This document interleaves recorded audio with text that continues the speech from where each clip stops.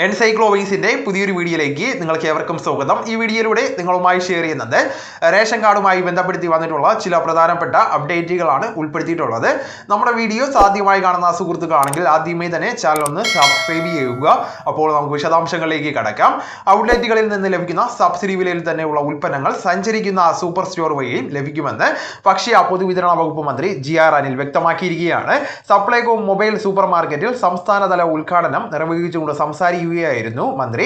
November 1 മുതൽ സപ്ലൈകോയുടെ ഔട്ട്ലെറ്റുകളിൽ നിന്ന് സാധനം വാങ്ങുവാൻ വരുന്നവർക്ക് സബ്സിഡി ഇതര ഉൽപ്പന്നങ്ങളെല്ലാം തന്നെ 10% വിലക്കുറവിൽ ലഭിക്കുന്നതാണ്.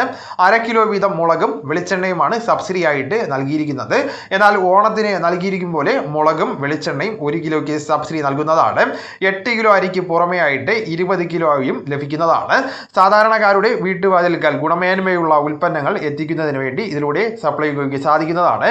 എല്ലാ നിയോജക മണ്ഡലങ്ങളിലും എത്തുന്ന രീതിയിലായിരിക്കും സപ്ലൈകോയുടെ സൂപ്പർ മാർക്കറ്റുകൾ ഒരുക്കിയിരിക്കുന്നത്. സബ്സിഡി സാധനങ്ങളും അതോടൊപ്പം തന്നെ ബ്രാൻഡഡ് നിത്യോപയോഗ സാധനങ്ങളും സഞ്ചരിക്കുന്ന സൂപ്പർ മാർക്കറ്റുകളിൽ ലഭിക്കുന്നതാണ്. അപ്പോൾ ഈ വിവരം നിങ്ങളുടെ സുഹൃത്തുക്കളിലേക്കും മറ്റ് ഗ്രൂപ്പുകളിലേക്കും കൂടെ ഷെയർ ചെയ്യുക. നമുക്ക് തുടർന്നും വിജ്ഞാനപരമായിട്ടുള്ള മറ്റ് വീഡിയോസും ആനുകാലിക വിവരങ്ങളുമായിട്ട് വീണ്ടും കാണാം. അതുവരെ ഗുഡ് ബൈ.